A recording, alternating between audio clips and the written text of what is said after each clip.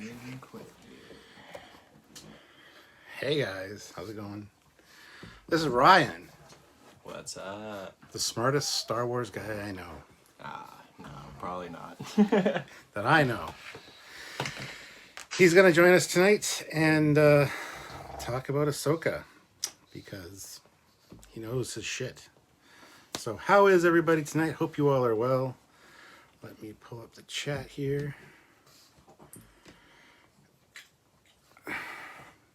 New timeout lengths.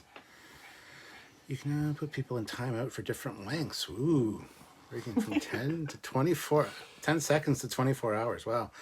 Good for the moderators to know. All right, so we got Trekyards, Chris, General Grievous is here, BJ. How's it going, guys? Yeah, so this is probably the best episode of Ahsoka so far. 100%. Yeah. It was long, too. It was like 44 minutes or something, I think. Yeah, one was 34 minutes or something as well. Episode 3. And Yeah. it was a good episode. It was a very good episode. I liked it a lot. Yeah. But it was very short and sweet. Yeah. This was not only like every minute of this episode was fantastic, but it was long. I got a long, awesome episode this week. It was great. Plus live action Clone Wars, Anakin de-aged was... They nailed it. Yeah. I don't know, like I was saying when we were watching the episode, I was like, they definitely went with a good, like, the ambient lighting and all those shots, like when they were in the memory and it was kind of that like orange weird lighting and stuff, and then like when they're in the world between worlds, that like weird blue lighting and stuff. They got to get away with that, like, you know, they could have made it like not perfect and we wouldn't have noticed, and I think that's what they pulled off. They did a good job with it. Apparently some people have complained about it, but I honestly didn't see any issue. Like, it's never going to be perfect, right? Yeah, well, but don't say never. Well, true. Yeah. True. But right now it's not perfect yet. Like the new Indiana Jones movie. Did you watch that? Not yet, but No? yeah, they use the same technology, and that's a little And off it in looked places. great, but like it's still not perfect yet. And when they're in those flashback scenes, it's like really great, like old school Indiana Jones, and you're like really pulled into it, and then like they do a close up shot and you're like, oh, kind of like takes you out of it a little bit. Yeah. But I didn't get that in this. I got, pure nostalgia. They nailed like his whole appearance, and with him looking exactly as he did when they last saw each other, when she left the Jedi Order, and then him like flashing to like fucking evil Anakin with the Sith eyes and all that was so cool. Like every moment of that was so well done. I wouldn't have done it any differently myself. So Yeah. And you guys may know him, Ryan. Actually, he's in the chat usually as Little King. Little King. He's got King on his hat there. So BJ throws in $1. Thank you so much. General Grievous has agreed. We need more content like this in the Kenobi series. A lot of missed opportunities. Yeah, I didn't mind Kenobi, but there was a lot of things that were just head scratchers in that to me. So, did you like Obi-Wan? I got a very different show than I was expecting. Yeah. Before, like, going into that show, I was like, okay, well, we just got Book of Boba Fett, and they showed us Black Chrysanthemum, right? And Yes. Black Chrysanthemum has that scar on his face, and that they did properly in live action, that he got from fighting Obi-Wan. And that was from him, like, being sent to investigate about Luke. And Obi-Wan had to stop that from happening. And so I thought this Obi-Wan series was going to be like, we were going to get some of that. Like, they had just shown us Black Chrysanthemum, like, why not show us, a few years ago when he confronted Obi-Wan and then all this stuff happened. So I thought it was going to be very centric around Luke. And then we get this whole storyline with Leia, and Luke was a total afterthought in the show, which I didn't mind, but it was not at all what I was expecting. And there was definitely scenes with, like, young Leia and shit where I was just kind of, like, annoyed a little, where it just was, like, not fun Star Wars to me, but, like, it wasn't bad.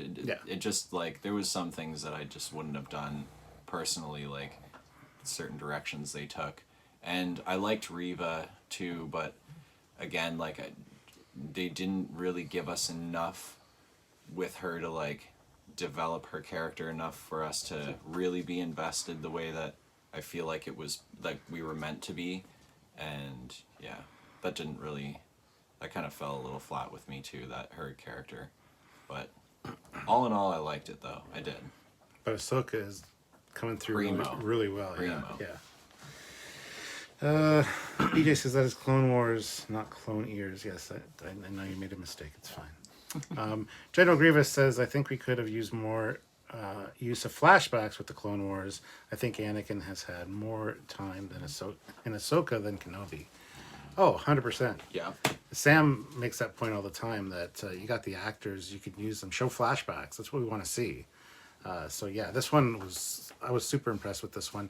He doesn't think we're going to see any more Anakin, which would make sense. No, I was saying I don't think we're going to see the world between worlds again. Gotcha. If we see Anakin as a Force ghost, I'm cool with that because they showed him become a Force ghost at the end of the original trilogy, and that's like canonically where we're at right now in the timeline. Like he would be a Force ghost right now. What I'm still confused about actually is like, and we were just talking about this, like what was that? Was that him as a Force ghost? Was that like a Force like memory of him, or like what the fuck was that? Like was he specifically in that clothing and like in that perfect look of like how he looked the last moment they saw each other because he's just like this Force memory, or is it like he presented himself like that to her as a Force ghost because he's in this like super powerful realm where he can just look however he wants and that's how he wanted to present himself to her? Like I don't know, right? Yeah.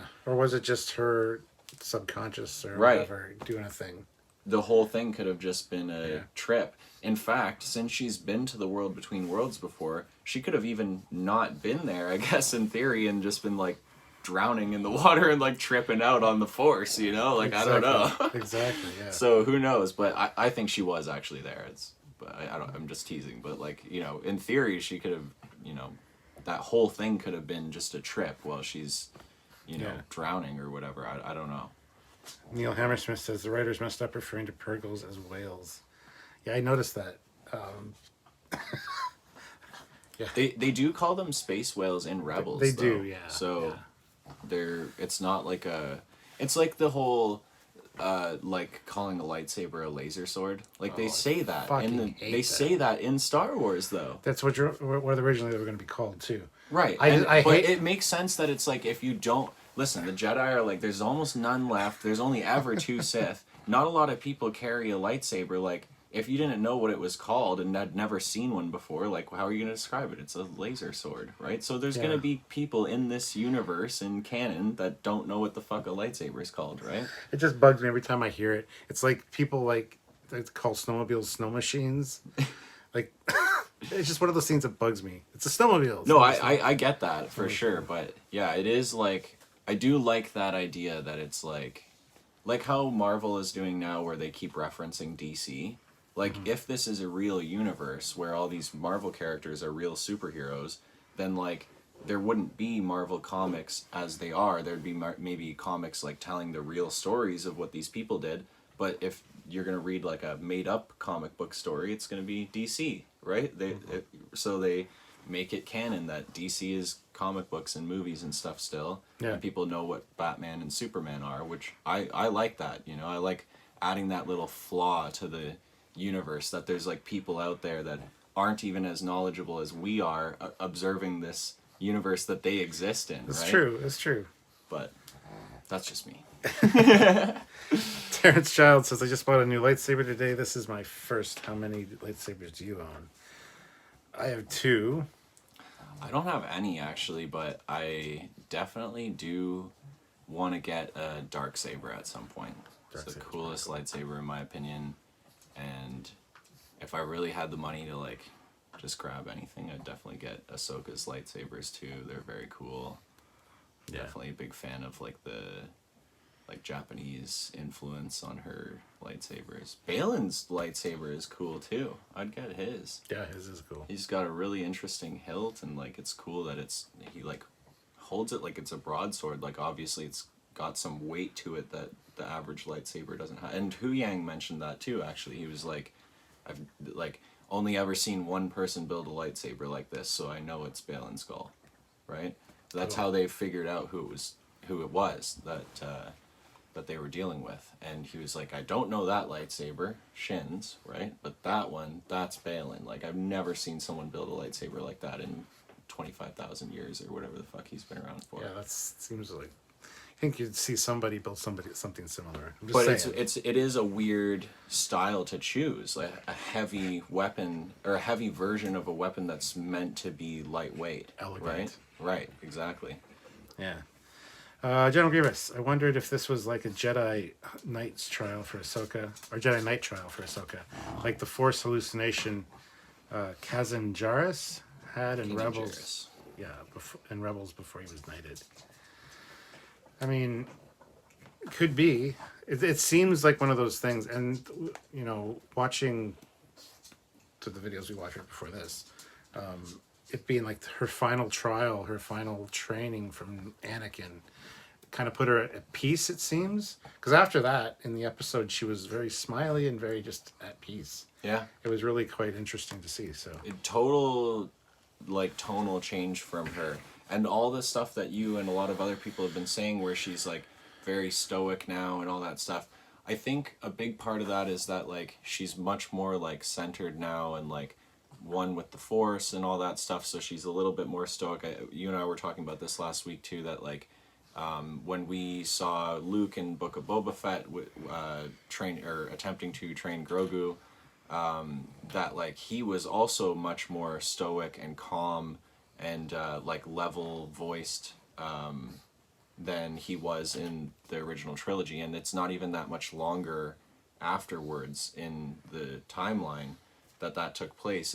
It just goes to show, like, after he went through all that stuff and became a lot more one with the Force, he's now a lot more centered and calm and whatever. And I think that's a lot of what we're seeing with Ahsoka. But also keep in mind, like, her friend is still missing.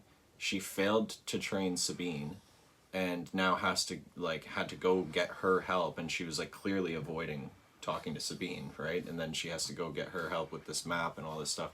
She's feeling a lot of emotions right now, probably, and she probably feels helpless. Like, they're in some other galaxy. Like, even to someone like her, that's like a insurmountable mountain to climb. And, like, I feel like that, you're right, that moment where, like, after she confronted Anakin and she got that, like, closure and that peace, I feel like she's now, like, finally a little bit of her old self is, like, shining back through, where she's now gonna smile a little more, and, like, because they're not fucked anymore. They're on their way to the other galaxy. maybe. Right. Not sure if the whales are Right. She's just trusting the whales, but yeah, they're on their way, and, like, she doesn't feel completely lost anymore. Yeah. And I like that. I like that we're gonna see, but I want her to be, like, stoic still. I personally like that narrative choice, but I do want to see, like, a little bit more of, like, moments where it shines through, especially with, like, after her and Sabine are reunited. Like, I want to see her have, like, those moments with Sabine where she laughs with her and, like, you know. Yeah, absolutely. Neil Hammersmith said Ray Stevenson was involved with the design and creation of his lightsaber. Cool. That is cool. That is very I like cool. when they do that with the actors. Like, Yeah. pick your hilt. They did that with Obi-Wan before Yeah. the prequel trilogy, so... Have you seen the video of him selecting his lightsaber? And of course, Ewan McGregor being, like, the absolute gem he is. He's like, they're, like, talking about, like, some of them are slightly different length and whatever. And he's like, well, I've heard, length doesn't matter is the common, opinion. Yeah, exactly. It's how you wield it. Yeah. It's so funny. General Grievous says when Huang, what's his name? Hu Yang, yeah. Said, I told them to stay together. They never listened. I got hints of the 10th Doctor. People were always running off when he told them not to. Yeah. That was a sad moment.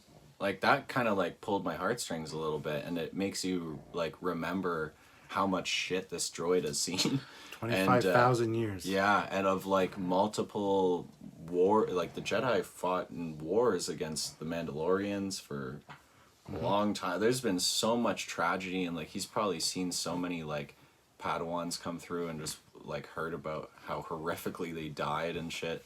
And like yeah, like and then after obviously the events of Order 66 and stuff, like those were all kids that we saw him like just interacting with in the Clone Wars series, and like Yeah. you know, that must be heartbreaking. And then, you know, there's so few of them left, and he is like clinging to this programming so hard of like, we have to do this like this, or like this, you know, we have to attempt this mission like this. Yeah. And it's like because he's so scared to lose these last few Jedi that means so much to him. It's like heartbreaking.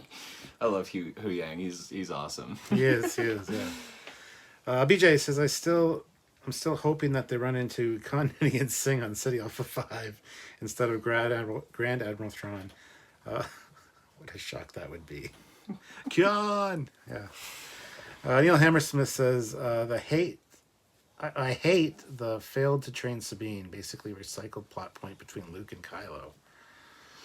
I honestly, again, I was saying this to you last week, like, a lot of these live action Star Wars movies are doing a great job of like trying to like drip feed us little things of like, hey, we know there's this massive plot hole coming up in the sequel trilogy, just, you know, this, you know, add a little context, here you go, and it doesn't feel super forced or anything. Like, I don't know, I think that's kind of just encompasses that, like they're just trying to set up the fact that like this doesn't work, this whole like no attachments thing and not being able to have a family and all this, it doesn't fucking work. We've seen it fail over and over again, and we see it fail obviously again in the sequel trilogy. It's like, I think that's what they're going to like they're trying to show, like. And then Ahsoka also, keep in mind, just said she wouldn't train Grogu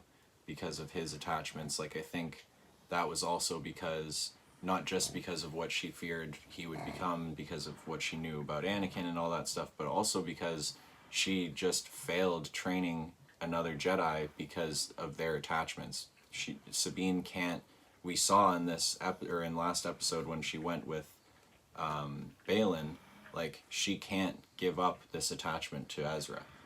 Ahsoka was perfectly willing, like, she was like, if he's gotta fucking stay out there, fuck him, you know, like, sorry, we can't bring Thrawn back, like, we can't, you know. And Sabine is not so cool with that decision. You can tell by the way she's, like, reacted to it, and then she was like, I guess we better win this fight then, and walked right out the door. Yeah. And, you know, I think the first time around with her training was probably the same thing. She was probably hell-bent on finding Ezra and couldn't focus on what she needed to do. And like, yeah, I think it all just goes to show, like, attachments need to be like allowed for like this to work if they're going to like make a new Jedi Order.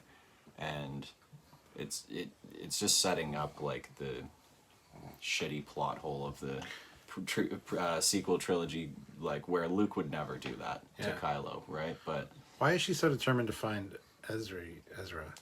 I keep calling it Ezra because of Deep Space Nine. Well, I think actually that she's not. I think when we saw her in, like, she wants to find Ezra if they can, but I think when we saw her in Ahsoka, or in Mando Season 2, like, and then we got Morgan Elsbeth introduced in that series, and she was just like a nobody, like we didn't know who that was, right? And she's like, where's your master? Where is Grand Admiral Thrawn? Like, she is just concerned that people are looking for this guy, right? And she knows that, like, wherever the Purrgil took them, that they're likely still alive. And she knows if he comes back, they're all screwed. I think she does want to bring Ezra back, but I think she's way more concerned about, like, preventing Thrawn from returning. And that's, like, her main reason why she's involved in all of this stuff. Because I think her tracking down Morgan in the first place was because she was hearing whispers about Thrawn returning. And because they mentioned that.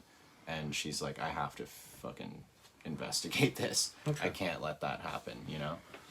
Yeah, I wasn't sure what the relationship was between the two of them, so. She cares about Ezra a lot. Like, she cares about all of the whole squadron of them. It's just like, I think her main concern is not letting Thrawn come home. It's not, we need to get Ezra. I think, like I said, the reason why, or at least what I interpreted from the Mando season 2 episode where they introduced her, was that like she was seeking out answers because she was hearing people talk about Thrawn again and talking about him returning. And then, of course, now in season 3 of Mando, we saw like the Shadow Empire, or the Shadow Council, pardon me, and they were like talking about how Thrawn is going to return as the heir to the Empire. Like, this is shit that's being talked about in the galaxy right now, and Ahsoka was hearing whispers of it, and she needed to figure out what was going on.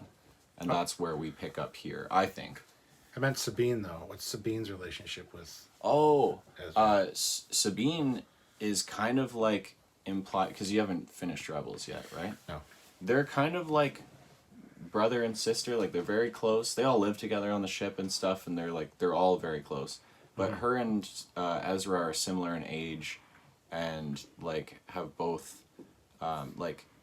Ezra lost his family. Sabine was kind of ostracized from her family, so they both, have made this new family with these people, and they have a lot of like connections to one another.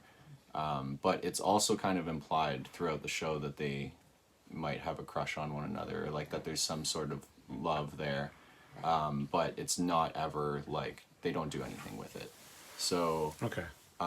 yeah, her, like, she's deeply attached to Ezra, and she can't let him go. Like, the first thing we saw, or one of the first scenes we saw of her, was her just sitting there watching that last message that he had sent to her.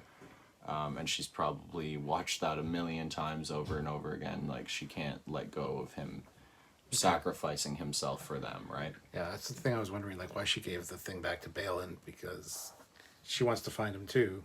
Yeah. So it just seemed... It's very important to her. And I think, like, this show is going to probably delve into, like, their feelings for one another a little bit more, especially if we do see them, like, reunited, like, in the next couple episodes. Like, we're going to see that there was, like, this underlying, like, love there, and that that's why she couldn't let it go. And, like, it's one thing, like, Kanan also sacrificed himself for them, right? But Ezra is still out there. And even though, like, he's this crazy distance away and they don't know how to get to him, like, there's still, like, that hope that he's alive, and she can't, like, get past that. She's accepted Kanan being dead, I'm sure, and, like, all these other people that died along the way, and, like, she's, like, we saw Zeb, and he's off doing his own thing, right? Like, they're obviously not staying in super close contact anymore. Like, I think she's probably okay with, like, everything that went down, but Ezra, because he's still out there. Like, he can still be saved, and she feels awful about it. And then in the period between the end of Rebels and now, too, like, she also lost her whole family in the Siege of Mandalore. So, Damn. like, now, like, Ezra is, like, the last family she has out there, aside from, again, like, Hera, Chopper, Jason, and Zeb, that are all out there. But she's obviously not super close with them anymore for whatever reasons. Are you predicting that we're going to see Ezra? I think so, yeah. Like, we saw him as live action in that little hologram, so I'm assuming that's not going to be the only thing we see of him. I liked all the theories that Merrick was Ezra. I thought that was clever.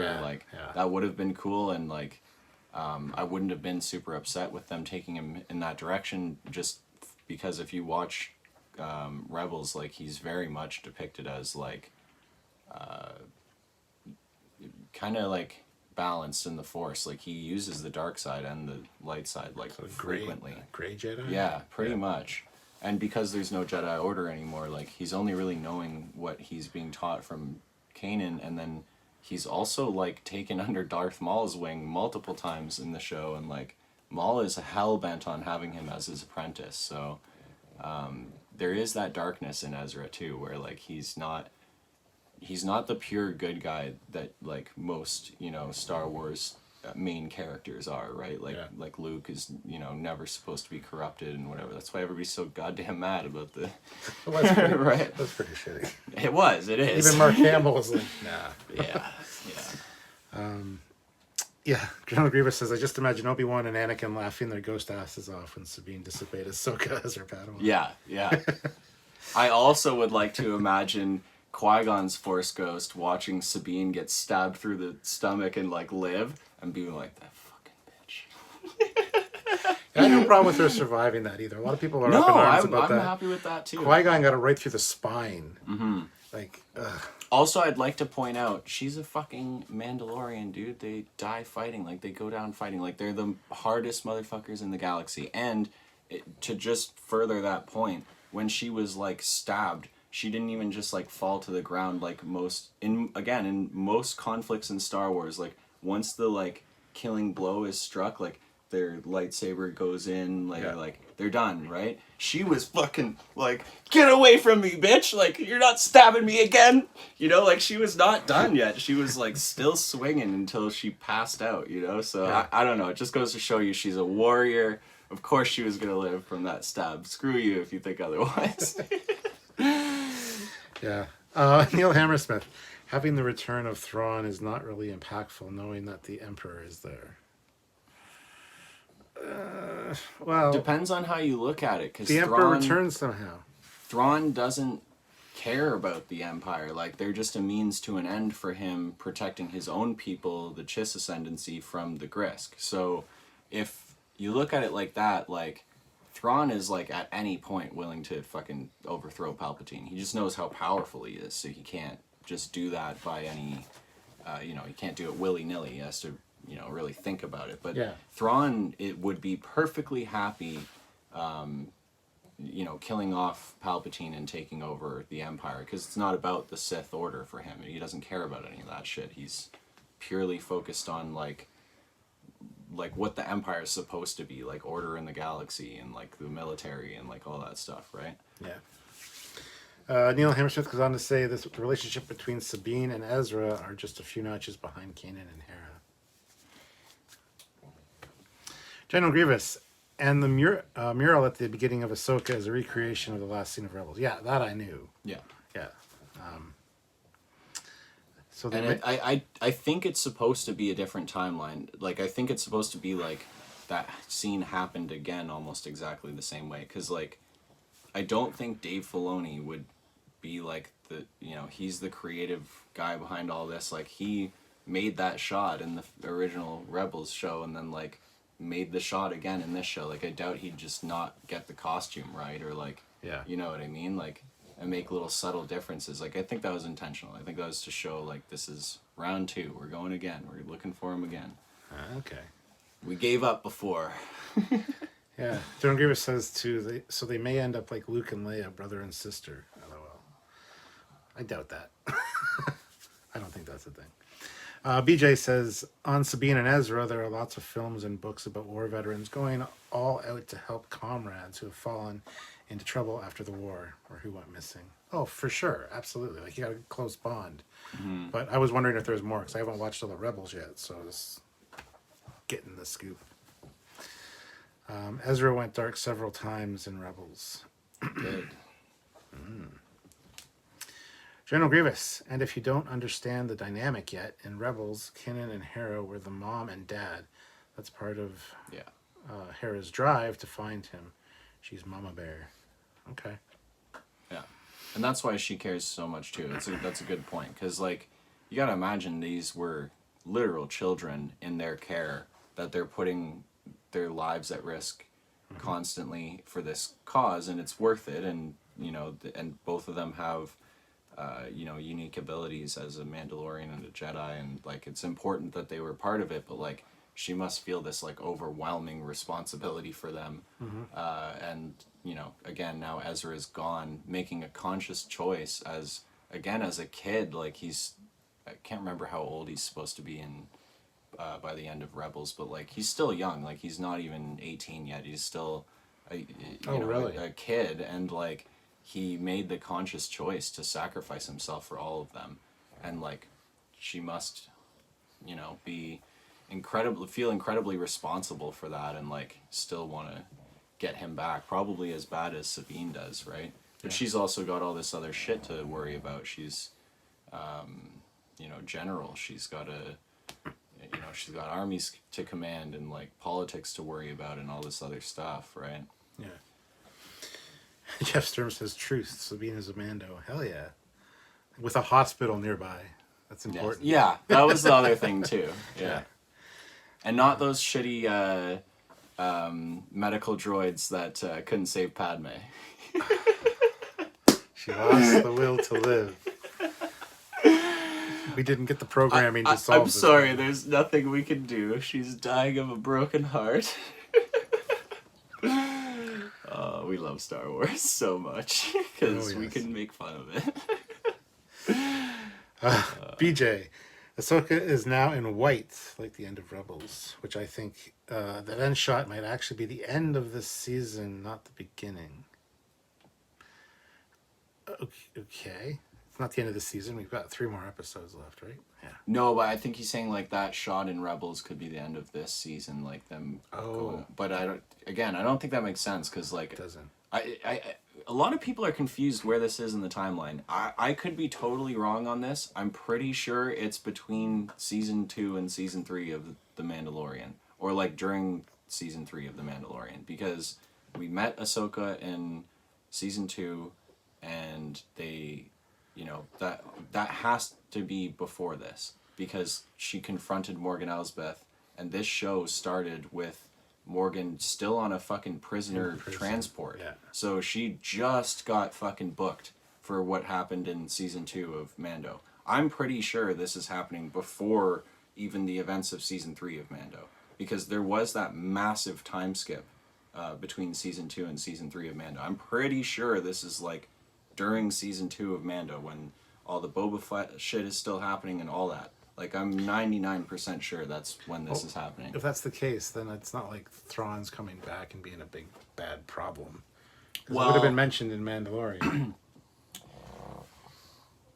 See, here's the thing. If Thrawn comes back, he's going to be immediately protected by, like we saw again, like the Shadow Council is around. Like, they clearly have some, like, fail-safes and shit in place. Like, I think if he comes back, it's not going to be, like, the immediate threat that you're thinking. Like, I think that what I was saying before, this Dave Filoni movie that they're doing, that's going to be an amalgamation of all these characters from all the shows that they're doing right now, kind of an Avengers style team up movie. I think Thrawn is being set up to be the big bad guy of that. But I think Thanos.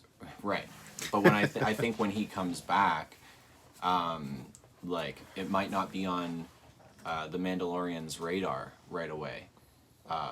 It's because he's gonna have to hide himself and protect himself right away, because they're not the Axis power in the universe right now. The New Republic is, so they have to still hide away, and they're literally called the Shadow Council right now. He's gonna go directly into hiding if he gets back, and then they're gonna start plotting shit that's going to pay off in the big movie they're setting up. And then that's when it's going to get on the radar of Mando and Grogu and all these other characters that we love. Like, I also, like, keep in mind, Thrawn is not even referenced in the sequel trilogy. So, like, whatever they're doing with him, like, he can only have so much impact, right? What do you think about them, like, basically erasing the sequel trilogy from existence? Do you think that'll ever happen?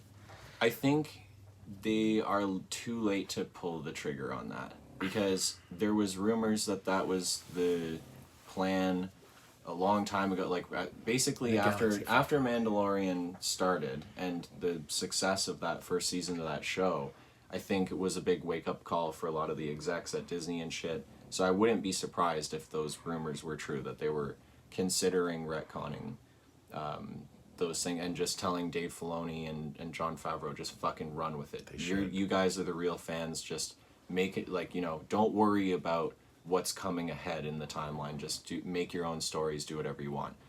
If they were going to have done that, they wouldn't be still, like, drip feeding us little, like, hints and, like, fixes to further plot holes in the timeline later on. Like, the whole story with whole story arc with Mando this last season with Moff Gideon trying to make force sensitive clones and all that shit would have made no fucking sense in this storyline if not for them putting it in there for the sole express purpose of them being like, hey, fucking that stupid ass scene, somehow Palpatine returned, like, that's how. Because some asshole named Moff Gideon was working on this shit, and maybe he got close enough to where Palpatine was able to finish what he started. So I think they wouldn't still be like 3 seasons into this show, like, still trying to do these little hey, we're sorry that we fucked up, and we're trying our best to fix it here, things. But I would have loved if they would have pulled the trigger on that right away and been like, hey, just kidding, like, we're going to do all this other crazy new shit. And then they could be doing a new trilogy right now, right? But I'm happy with the direction it's going, and, like, with, like, this big crossover movie with Dave Filoni, that Dave Filoni's doing. I'm incredibly excited for that. I'm even excited for the movie about Rey and like after the events of her trilogy. Like, I know a lot of people are like, oh, it's gonna be fucking dumb. Like, if they do it well, like if they give the reins to the right people that care, you know? Yeah. Neil Hammersmith, going back to what you talked about earlier with Ezra going dark, one has to wonder if Ezra has been with Thrawn all this time. Has he been influenced? And that's why the Merrick thing, right? Like, if he was Merrick, then I wouldn't have been mad at it because, he's been off in this other galaxy with Thrawn this whole time. But it goes back to what we were talking about the other day with what if this other galaxy, the Force isn't there or is totally different? Right. Yeah, and I like that idea of, like, we had this big discussion before about this. Like, I think they'd be fools to not... They have 2 options. Either they say... this other galaxy is our galaxy, and that's why Jason said far, far away, right? Mm-hmm. And that, like, I mean, not that there's other galaxies far, far away too, but, like, you know, to imply that this is our galaxy that they're going to, but Star Wars is set a long time ago, so it still could be, like, you know, they could show up and it's, like, the Romans or whatever, like the ancient Romans or whatever. So, that something like that would be interesting, but I don't know if I really want to see that, like... It's fun to speculate about, but I don't know. I don't really need that from Star Wars. But the other route to take is that you make this other universe or this other galaxy completely fucking different. Like, they use different weapons. None of the aliens look even remotely the same. Like, they just completely do shit totally differently. Like, they have to do that, or we're in... the Milky Way now. Like... That'd be awesome. Yeah, so I think that, tying back into what you're saying, like, maybe the Force works completely differently in this galaxy. Maybe there is no light and dark in this galaxy. There's just balance. And, like, because we've seen that sort of concept before.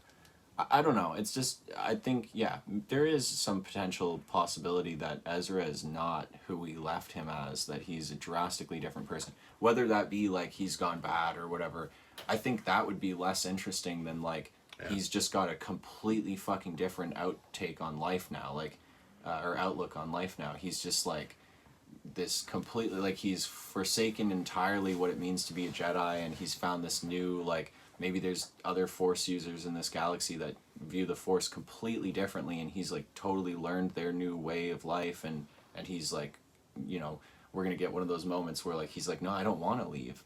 Like, this is my home now, and, like, and then it's gonna break Sabine's heart, because she's like, I want you to come home with me. Yeah. So, I don't know. That, like, I would love to see something like that. They could do anything with Ezra, though, because he's been there a long time, and this is some completely unknown area that they can do anything with.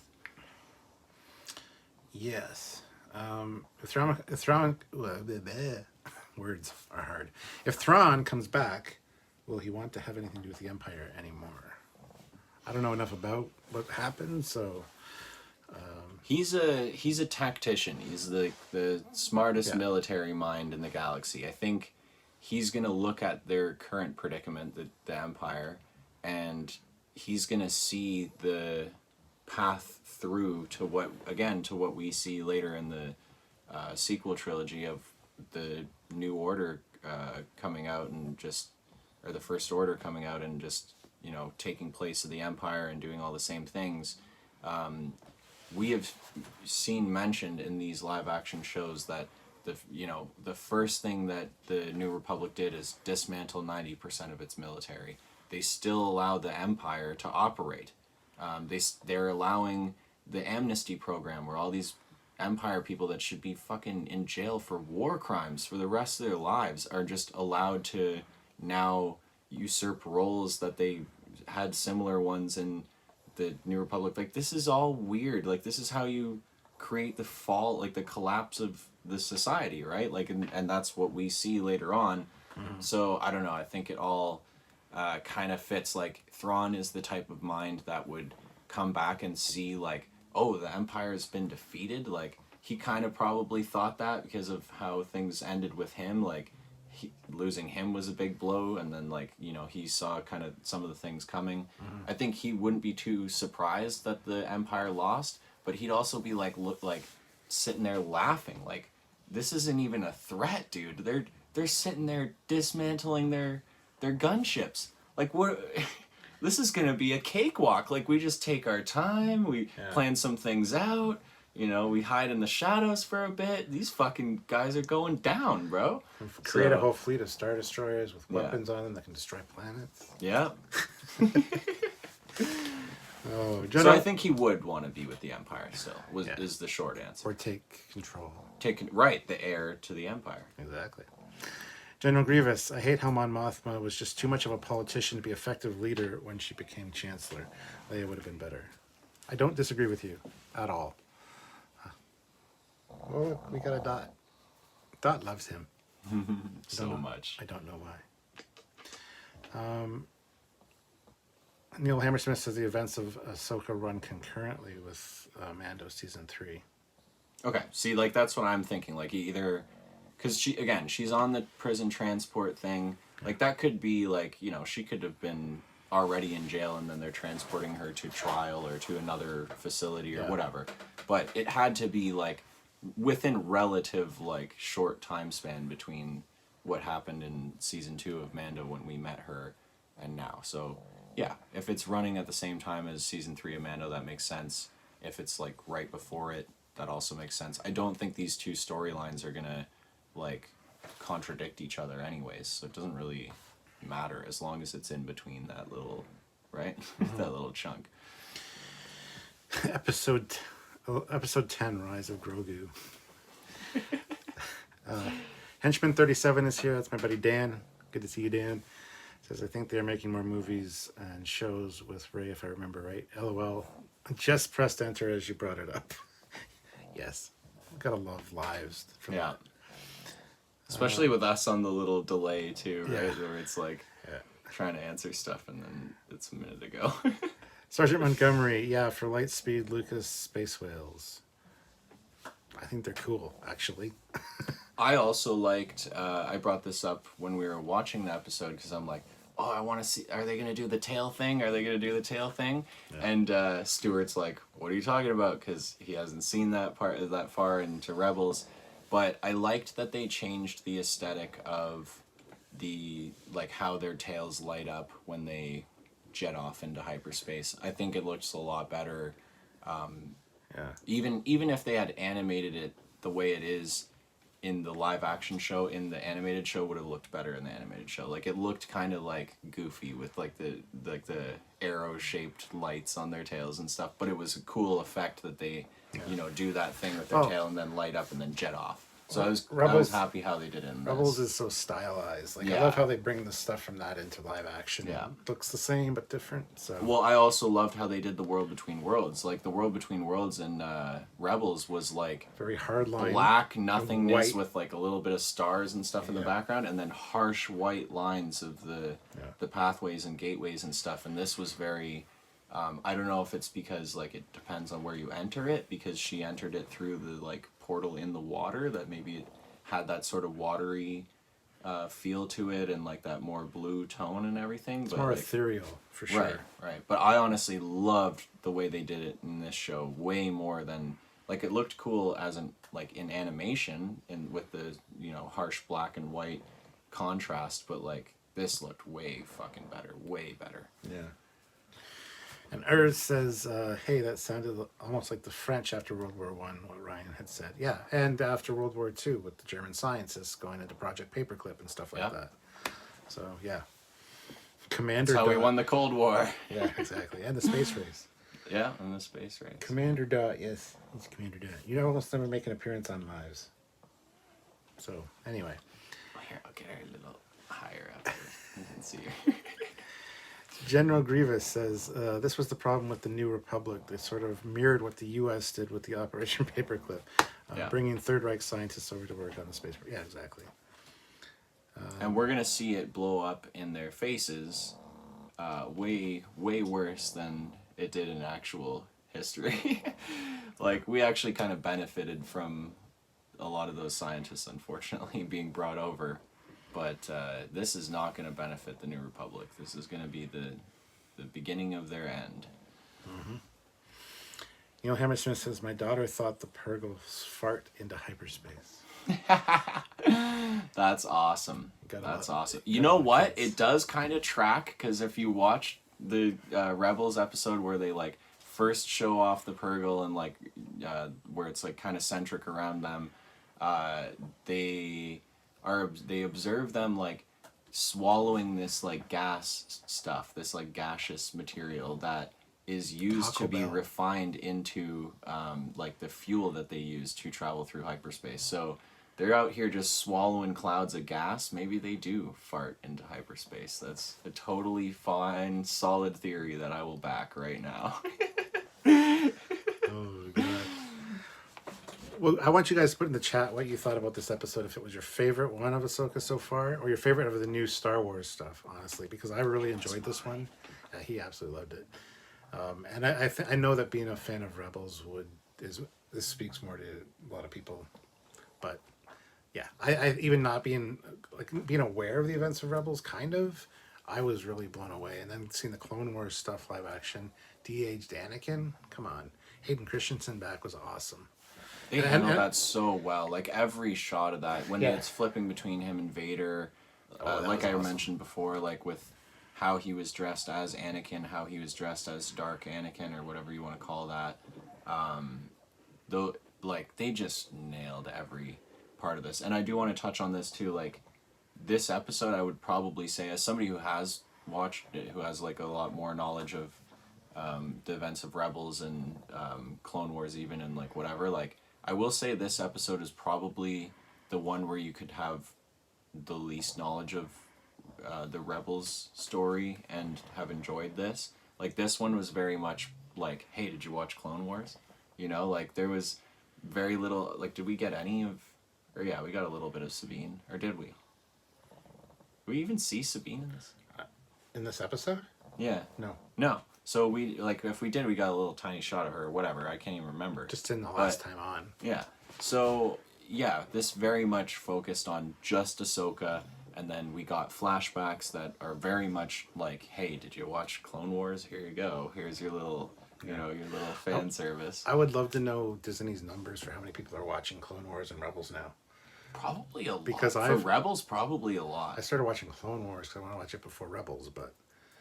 I will say, like, Rebels is a lot more accessible. I wouldn't be surprised if they were doing better numbers, because it's only 4 seasons. There's a lot less filler episodes, and, like, I'm not hating on Clone Wars. I love Clone Wars, but, like, it's a lot to get through if you're like, oh, I'm going to binge this so that I know more about Ahsoka. Like, it's rough to binge. It's probably... You could probably just watch Rebels and kind of see where she was at, like, 10 years ago or whatever, and be like, okay, I'm good. General Grievous says it almost seemed like Anakin pulled Ahsoka into the world between worlds.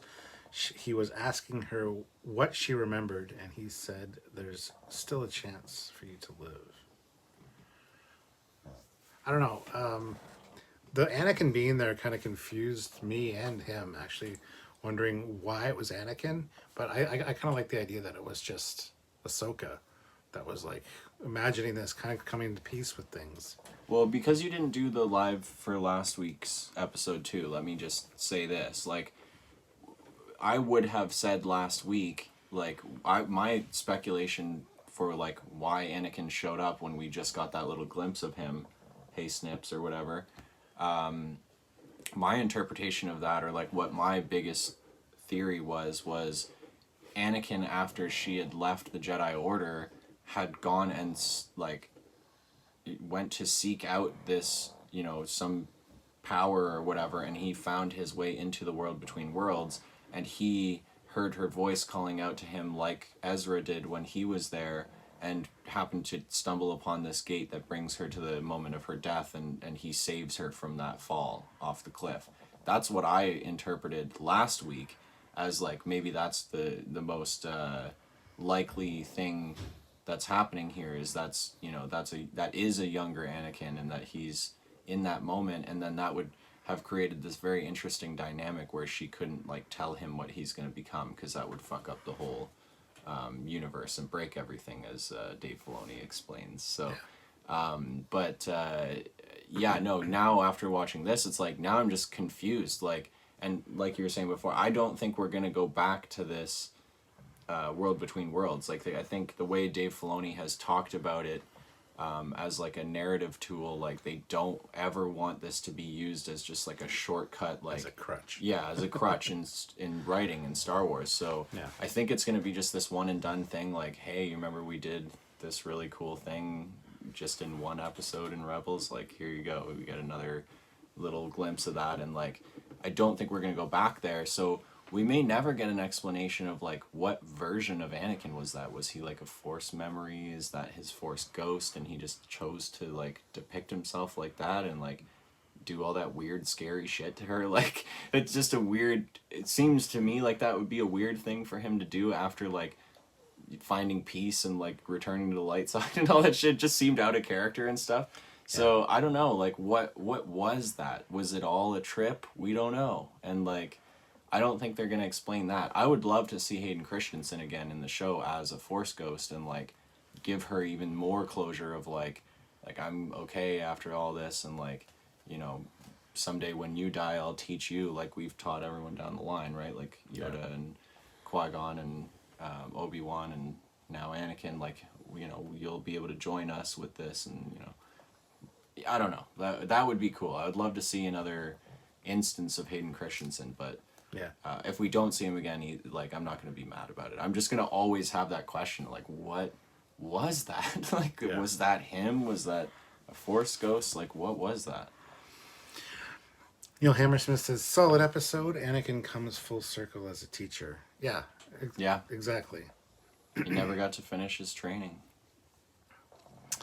And hers says, so far they are doing a good job. I hope some of the other Star Trek showrunners are listening. Hey, Dave Filoni and Jon Favreau are like the Mike McMahon and Aaron Waltke, like Lower Decks and Prodigy for Star Trek. So, or for Star Wars, I mean. So, yeah, don't worry. We got some good people working on Star Trek. It's just those shows aren't getting the love they deserve, unfortunately. I don't understand why.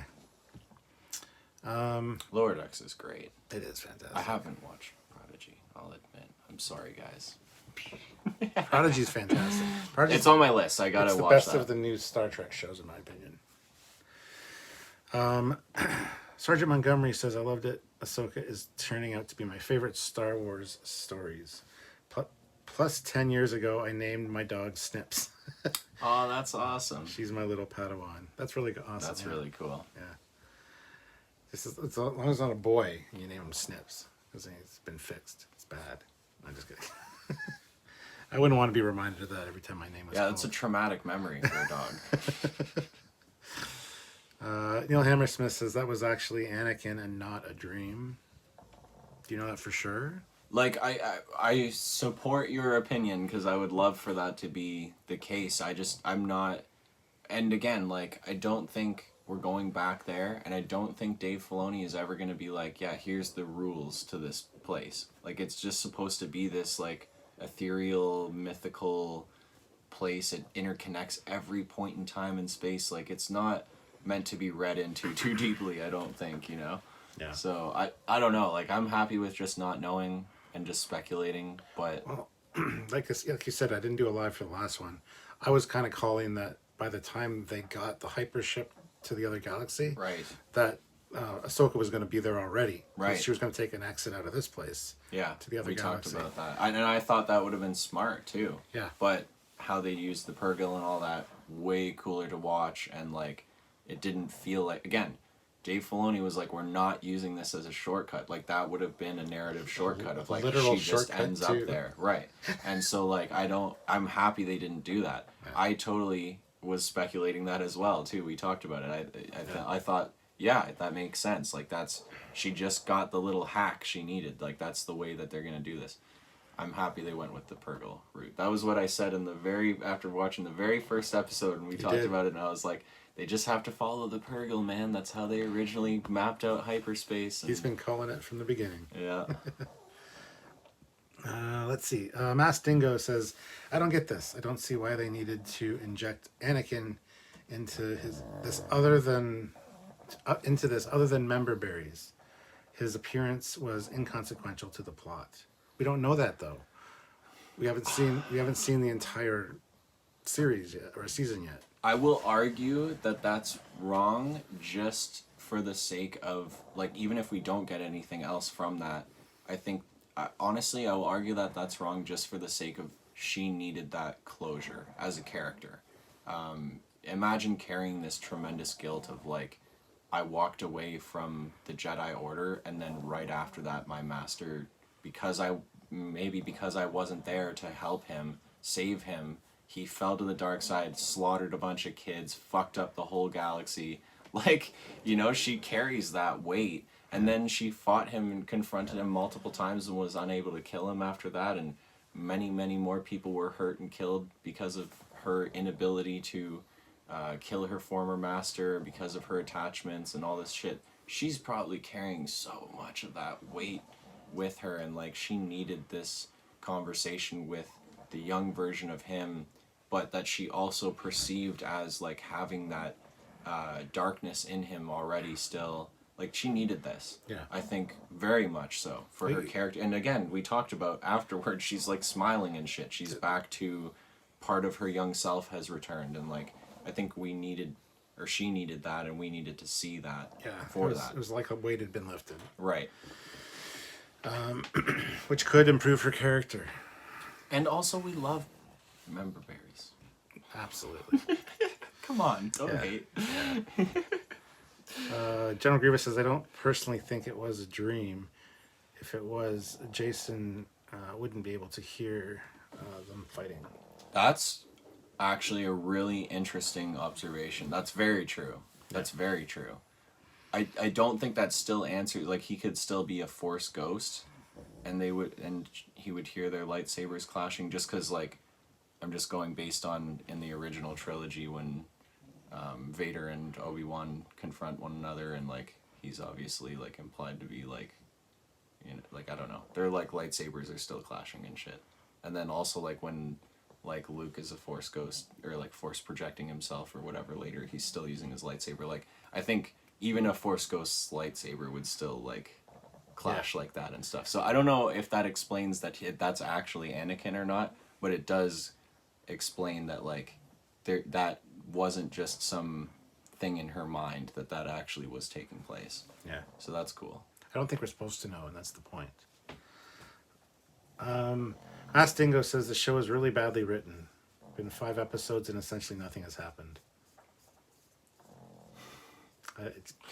What? We're not even gonna go into that. Come on. No. No. General Grievous, I can hear that laugh Dave does now when he teases the fans, lol. Henchman 37 says, nah, they need to use the whales to find them. Yeah. Neil Hammersmith, I read up on Hayden's part, reading a few articles. Hayden was playing Anakin as a Force ghost in the world between worlds. Okay. Be cool to see Freddie Prinze Jr. show up as Kanan. I was saying that ghost. too. Yeah, and I would love to see, not even just as a Force ghost, but even as like, we just got this flashback, like, maybe even show, like, Hera's having a fucking nightmare or some shit, and it just shows a little flashback to Kanan or something like that would be interesting. Like, I would just love to see Freddie Prinze Jr. as Kanan. And also, when we were watching those breakdown videos, it was pointed out that Hera has a little picture of what looks like, it's hard to make out because it's so small and like out of focus or whatever, but it looks like she has a little picture of Kanan on the dashboard. On her dashboard. And if like, again, it's very hard to make out, but it looks like it's Freddie Prinze Jr. With the little goatee and like as Kanan, which would be so cool if we just, I don't need to see much. Like, even if they just showed a fucking picture of him on the wall, or a close-up shot of that picture, I would just be so happy to see him playing him. That'd be so cool. And that's such a trope too, like the fighter pilot that's got a picture of his wife and kids stuck in one of the instruments, you know. So he's also one of the coolest Jedi ever, and like has one of the most amazing, like the scene of it, I don't want to spoil it because you haven't watched it all yet, but like he has one of the most impactful scenes in all of Star Wars and shows one of the like greatest feats of strength in the Force, holding back a massive explosion. And I don't care about spoilers. But yeah, no, he's just such a cool character, and And General Grievous says to Mastingo, Anakin was the one who shaped Ahsoka most of her formative parts of her life. He's very important, in my opinion. Yeah, absolutely. Yeah. Keep in mind when she became his Padawan, and when we met her in the Clone Wars movie or show or whatever, she in that point in time was 14 years old. Like, she was a little kid, and then we got to see this show, like in this episode, in that flashback, we got to see like how hard that was on her, that like, you know, all these kids that are being raised as Padawan in the Jedi Order, like all of a sudden it's just like, boom, we're at war now. All that shit that we taught you about, like never throwing the first punch and like all this peace talk, like fuck all that. Now we gotta go kill motherfuckers like maliciously, you know? Like, let's go bomb some folks, you know? Like, it's like, whoa, what happened? And like, you know, and then they also have to deal with the consequences of like, the bad guys are using droids. Like, that's good for us. We don't have to feel bad killing them. But like, we don't have droids. We got clones. These people have personalities. They're human beings. Like, they have aspirations and goals, and like they have a favorite color, and you know, they care about each other, and like they're dying, you know, like we're watching these soldiers die, and they're meant to be just, you know, these units in this war that we're not meant to care about. They're just clones, right? But but all the Jedi spending so much time around them, especially the young kids that are impressionable, are like, dude, these are like people. They're human beings. They're all individual. They paint their helmets different, and like they have individuality. And it must have been heartbreaking for her to see all that shit as a kid, as a literal kid, you know? Yeah. Tyrone Lee says Anakin's fighting was typical of his fighting style. Love that. Yes, he did a fantastic job again. And I like how they even, the one video we watched said, it's like they finished the fight that they were doing from Rebels. Yeah. They had she had the same block. Yeah. And then it kind of, she got the upper hand. He's a genius. Yeah. She got the upper hand on him and got his lightsaber, and that ended the fight. Yeah. Like, it's like and she caught him off guard with that. Yeah, she bested her master. Yeah. So that was kind of great that got some conclusion, you know? So, Sergeant Montgomery, says she needed the world between worlds to ascend to a higher plane of Force enlightenment in order to speak with the space whales. I like that. Yeah, and it could the inner peace that she got from that, like talking to Anakin. Yeah. It was all over her face. Like, Rosario Dawson did a fantastic job. Yeah, like even if you're not reading too much into it, yes, because she may not have been able to go up there and do that had she not have been in that correct mind state. So my mind to your mind. And the Purrgil are, you know, implied to be like Force sensitive, or like connected very deeply to the Force. So yeah, maybe the Force made that happen for her because the Force knew she needed to connect with the Purgle and she needed to be in the right headspace, I guess. I don't know, yeah. Yeah. And General Grievous says there's an Easter egg of Freddie Prinze Jr. photo of him on the dashboard of the Yeah. Ghost. Are we sure it's him though? It's like we saw the zoomed in Yeah. picture. It's impossible to say like that is him, but I would love to say that is him. I'm sure in one of the episodes coming up we might get her glance at it and get a good shot of it. Yeah. So. And I hope we do. One thing I want to bring this up because this is something we talked about yesterday with those flashback scenes. I was incredibly disappointed they didn't dub Ashley Eckstein's voice over young Ahsoka. No hate to the girl who played her. She did a great job. We learned through those videos we were watching earlier, she was actually the kid who played young Gamora in the flashbacks in Infinity War and Endgame. That's fucking awesome. She's obviously a very talented young lady. That she did a great job, but that's not Ahsoka's voice at that age. Sorry. I'm trying to hear Ashley Eckstein in my head, and it just, like, this girl did not really even try to sound, like, to emulate exactly how she sounded, so it's not... It was the only thing that pulled me out of that. And it just didn't feel enough real. And as you pointed out when we watched it too, that even Hayden Christensen was kind of lowering his voice a little bit to be more reminiscent of the voice from Clone Wars. Yes. He even altered his voice when he, in theory, didn't have to, because we've heard him talk in that same timeline in the prequel trilogy. Yeah, I think... And I noticed that right away, that he had a little more baritone. Yeah. And that he was obviously trying to emulate his voice actor counterpart. And then I also brought this up to you, that the only reason why it disappoints me that they didn't do it is because, A, Ashley Eckstein deserves some sort of accreditation on this project. Like, she literally brought this character to life with her voice and played her for years, and she's also super active with the fans and the community, and she's obviously a huge Star Wars fan, and, like, she really cares. Like, she deserved something on this show. But additionally, like, they did this already with Ray Park and Sam Witwer when they did that little Darth Maul tease that they'll probably fucking never do anything with in the Solo movie. Yeah. They had Ray Black return to play him like he did in The Phantom Menace. Ray Park, sorry. And then they had Sam Witwer, who voiced him through all of Clone Wars and Rebels, dub over the voice, so that what we have heard more... What is fucking... he have one line of dialogue in Phantom Menace, I think? So, like, we literally heard him say one sentence, and that's it. And then now you have this other voice actor has done these hundreds of hours of lines of dialogue for this character. So we know his voice way more as Sam Witwer's voice, even though he was trying to emulate Ray's voice, right? So it's just funny, like, they already did that, where they gave us the little, like, here you go, this will sound more like what you think it should sound like.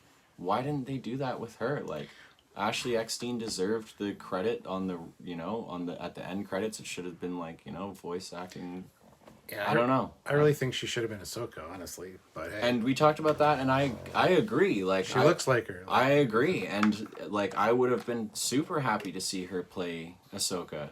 Rosario Dawson is incredible, and obviously they made the executive decision to be like, let's get world-class actress to play her, and sorry Ashley, but we're gonna go with somebody that's got an insane resume, and like I understand that choice, but then like when you have the opportunity, when you're showing off the young version of her, literally like probably days after we saw her introduced in like originally, like the first appearance of her, like this is like days after that, and we're not gonna give her the voice that she had. Like, we knew her from that moment. She should sound the same. You know? I don't know. Yeah, I'm with you on that one for sure. General Grievous says Carson Teva is becoming one of my favorite standout recurring characters. Yes. I get the feeling he's going to go help Leia found the Resistance, perhaps. I love him not caring about protocol to help Hera.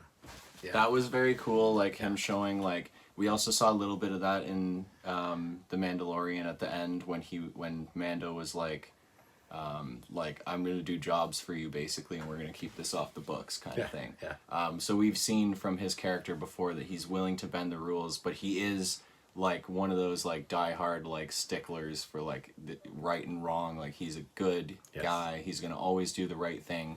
But he risked his career in this episode. Like he really showed that he will do the right thing at the cost of his own career, at the expense of himself or whatever. So that was really cool. But also, he gave us one of my favorite scenes we've gotten in all of live action Star Wars shows was when when they're just like, oh, Jason has abilities, and he's like, okay. Like, cool.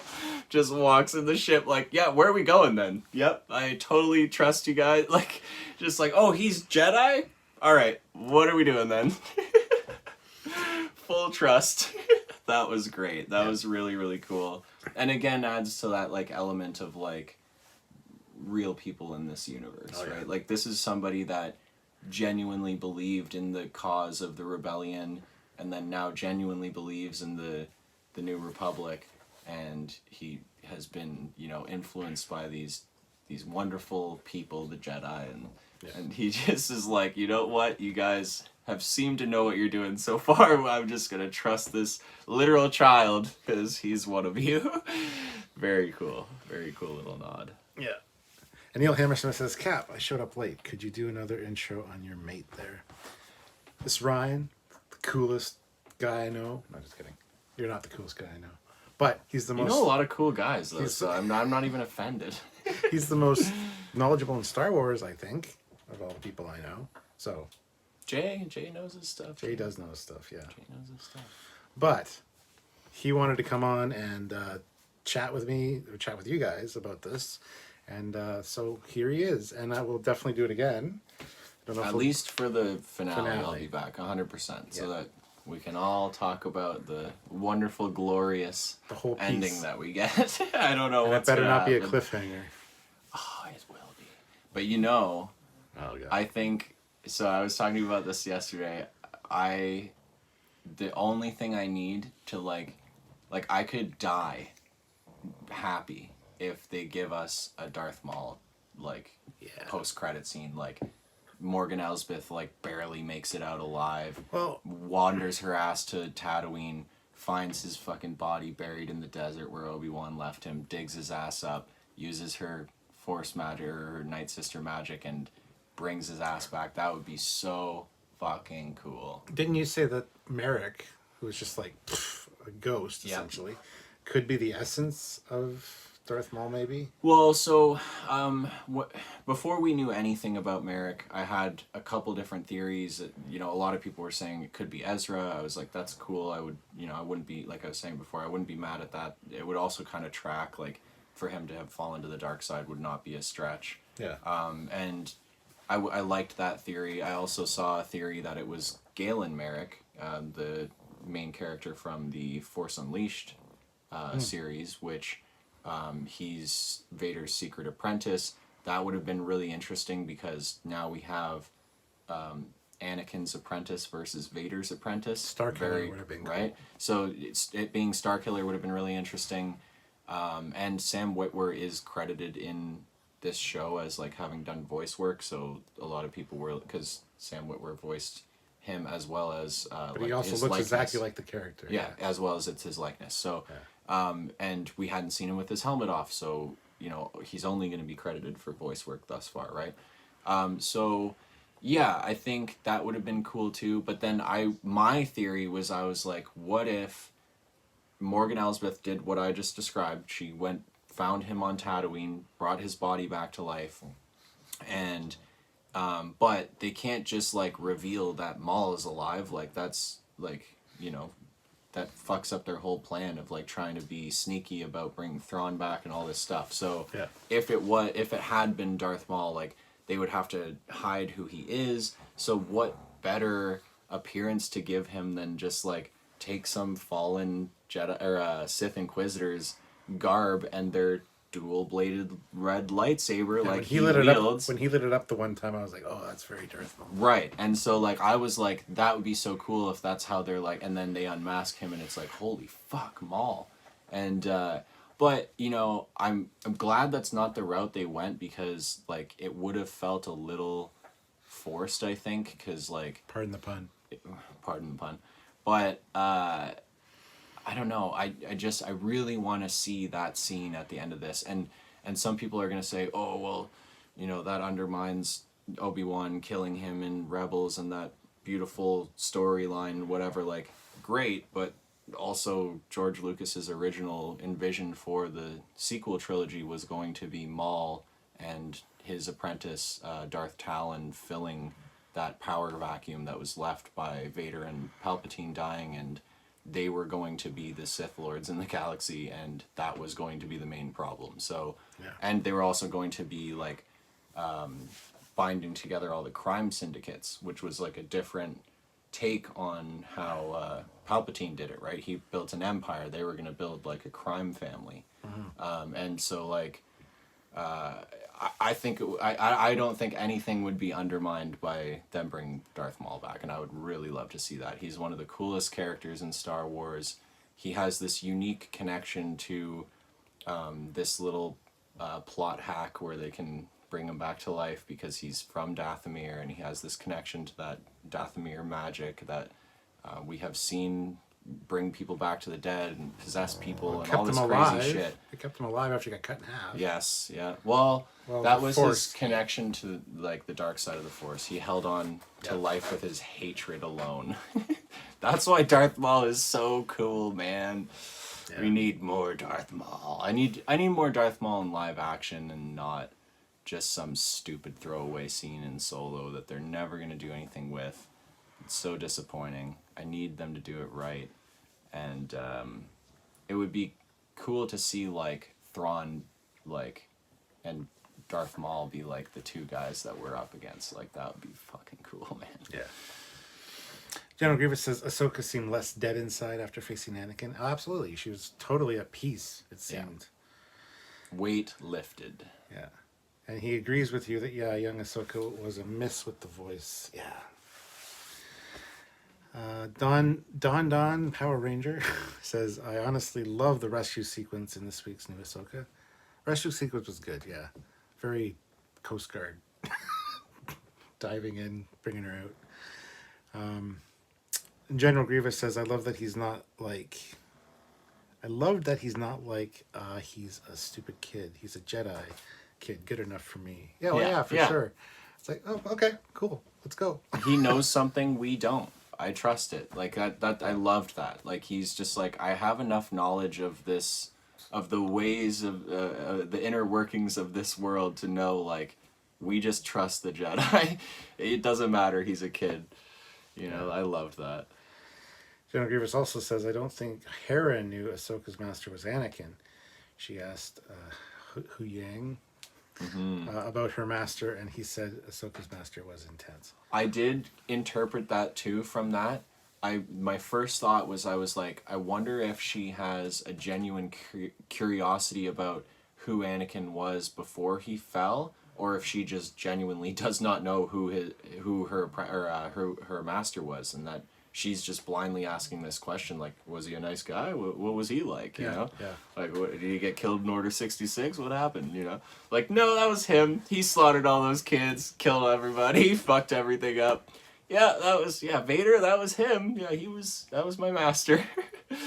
Just gonna whittle that down to intense. Yeah, and that's it. That was the perfect response from Hu Yang, too. Yeah. He was intense, yeah. Well, And he was, even when he was a good guy, he was an intense. Even as a child in the Phantom Menace, like in the he was an intense kid. He was like, I can do this. We can win this pod race. We'll do this. Like, he's a very intense person. Macking on a teenage girl. Like, yeah, he was hitting on a 14-year-old girl, and he's like 9 years old. Yeah. Are you an angel? Yeah.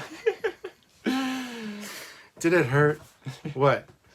Fallen from heaven. No, when you fell from someone's asshole and fell in the toilet, you piece of shit. Oh, wait a minute. That's the wrong one.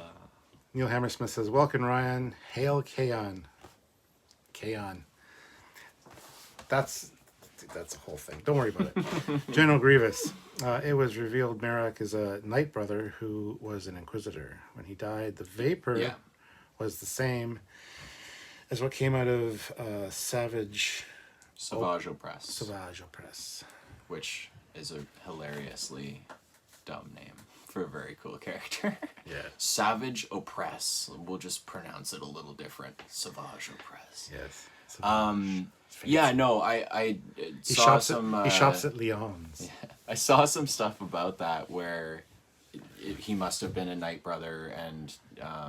or a Night Sister or whatever, and had some sort of connection to Dathomir, and that's why Morgan was able to bring him back. In theory, they can bring back anyone from their species or whatever you want to call it. But yeah, I did see, and I didn't get into that when I was saying like who I originally thought it could have been or whatever. Yeah, that makes the most sense. And I don't know if that's confirmed or whatever, but that makes the most sense. And I don't need an explanation for that. He could have been anybody. He could have even been like, that suit could have been like not full. Like I would have been cool if it was just like it was like gas inside the suit like that. I don't need more explanation to like who he was or whatever. It was obviously supposed to be like a red herring, right? Like we were supposed to think he was going to be this interesting character or some reveal or whatever, and it's like, nope, just kidding. He was some fucking faceless, nameless character that we're never gonna touch on again, probably. So yeah, I'm fine with that. That's cool with me. He was just some Night Brother. Cool. And BJ says Darkside Crime Family trilogy would have been interesting. Yes. It would have been. Yeah. Well, we'll never know. Fuck you, Disney. Yeah. General Grievous. There's still an angry lower Darth Maul torso on Naboo looking for an upper half. That's true. That's very true. What did that part of him hold on to? Like the hatred was the upper body. Like what did he hold on to? Lust. Yeah. He held on to lust. He got rigor mortis. And anyway. The rumor is that those 3 legs are still walking around down there. Tripod. General Grievous says there was a fan theory going around before this week that Anakin was going to be the brother from Mortis trying to fool Ahsoka. I also said that to you last week. Yeah. You kind of didn't follow with what I was talking about because you haven't got there in the Clone Wars show yet. But I saw that theory and I was like, that's cool. I think that would be really interesting. That would also have leaned into a lot of people were thinking that was Vader's lightsaber on his hilt and not Anakin's because the lighting kind of made the chrome look black against his robes and stuff. I don't know. Like, I mean, obviously in this shot we saw that it was Anakin's lightsaber, but then he also did, like, flash back and forth between, like, maybe she did see it as, like, when she first saw him as, like, all Anakin, but with that one small flaw that it's Vader's lightsaber, whatever, maybe. Yeah. But, yeah, no, I don't know. I think that was all... Yeah. I don't know. That was well done, I think. Well, I think we might call it there, guys. This has been fun. Yeah, this has been by far the best episode of Ahsoka, and as he thinks, maybe of some of the newer Star Wars. I really like The Mandalorian, so does he. Yes, I do. Don't hate me. That's kind of a different creature. I think this show has been, for me, as like a diehard Star Wars fan who loves Rebels and Clone Wars, and you know, I've watched all the animated stuff. I love Star Wars, and I love everything that's in the canon except I haven't watched the Resistance show or whatever. I've heard it's kind of bad, but you know, I'm a big I give them a pass on a lot of things that a lot of people hate. Like I don't hate the prequel trilogy. They're not great, but like I don't hate them like a lot of people do, or like have this like, you know, like, oh, that's not my Star Wars or whatever. Like it's just a different way of telling a story. And like, what about the sequel trilogy? George Lucas is a weird guy. No, we're not going to talk about that. That's fine. Okay. I don't love those. but Mando, with the prequel series of movies, you felt George Lucas was there. The sequel trilogy, you didn't. Not at all. No. And I will give credit where credit is due. Aesthetically, those movies were gorgeous. Like all the backdrops, all the new creatures that they showed off on all the planets, and like like visually that was very beautiful. All the costume work and like everything, it looked great, but it just wasn't. It just was terrible storytelling and the character development. Like I didn't give a shit about any of those characters at all. Like not one. Like not one character was I like, oh, I'd be real sad if they died. In fact, there was multiple characters that I think I was supposed to care about that I was like, I fucking hope this person dies. Like that fucking Asian chick, like I'm sorry, dude, Rose? but she was so annoying, dude. Like the whole time I was like, I really hope she fucking bites it, dude. Like I hope that's like the sad thing that Finn has to go through is losing this friend, because I fucking hope she gets not a minute more on screen, dude. But like, yeah, She fucked up Finn's sacrifice, man. Yeah, it would have been so meaningful, and like they didn't need him after that narratively. Like that would have been so great. Fuck you, Rose. But anyways, what I was saying though before, Mando season 1 is like so perfect. Like I wouldn't change a single thing about it. Like I have literally gotten people into Star Wars watching that show. Oh, absolutely. People that have never seen anything Star Wars, like let me just put on this first episode and just that scene and like the opening scene of him like fucking up all those dudes in the bar and like cutting that dude in half at the door. Like that is just so like they nailed it so perfectly, and like that first season of that show is perfection. Season 2 is wonderful. Season 3, I no hate towards. I think it's great, but I think it's starting to dip down a little bit in like how enthralled I am every episode and whatever. But I think honestly this show has been fully on par with the first season of Mandalorian for me, as somebody that, you know, loves Rebels, loves Clone Wars. Yeah. This has been right there for me. Like I'm loving this. General Grievous, someone did an edit of Rose crashing into Luke's X-Wing in the original trilogy to keep him from shooting the Death Star.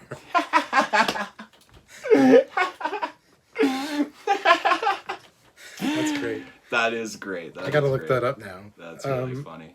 All right, so just as we close out here, a scale of 1 to 10, what would you rate this episode? This episode, 10. This was a perfect episode. Perfect episode. This was a perfect episode. I honestly wouldn't have done anything differently. Like, if I was sitting in that writer's room with Dave Filoni and all these guys, like, there's no way I would have changed a single thing about this episode. And like I said, like, it was a long episode, too. Like, I'm impressed that there was no filler. There was nothing that I was like, why am I watching this right now? Like, every fucking moment, all the moments with Jason, like, everything with Carson Teva, everything with Ahsoka and Anakin, like, it was all perfect. I wouldn't have changed anything. And, like, the way the Purgle looked, and, like, that was just so cool. And, like, the budget for this show must have been good, because none of the CG or anything has looked even remotely bad or rushed or anything at all. Like, this whole episode was gorgeous.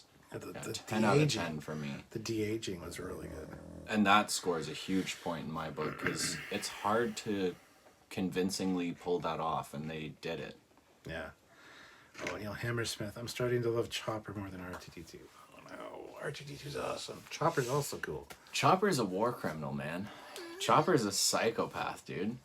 You guys, do yourselves a favor and look up, like, Chopper translations in the Ahsoka show. It's hysterical. Like, if you really listen, you can hear what he's saying, and he is just a psychopath. Like, in that first scene where they're, like, over the water or whatever, and Hera's, like, trying to shoot, or, like, chase them down or whatever, and he's like, shoot them down, and she's like, I can't, we're over the, like, port, like, people are down there, and he's like, do I care? Like, he's just a war criminal, dude. He doesn't care. He's a psychopath. He's great. I love Chopper. All right, well, we'll end it out there. So thank you, Ryan, for joining us. It's been awesome having your expertise. And thank you to all you guys for watching as well. He will be back at some point, so stay tuned. Make sure you're subscribed, do all those things. Hit the like button. And thanks for watching, guys. Have yourselves a great night. Until next time, I'm Captain Foley signing off. He's Ryan. Live long and Do I prosper. have a rank? Ensign. Ensign. Okay, I'm still an ensign? All right. No, I'll give you some kind of specialist rank. I don't know. Okay, all right. We'll figure it out, I'll figure it guys. out for next time. All right, live long and prosper, guys, because that's the right thing to do, right? May the Force be with you, and also with you. Bye, guys.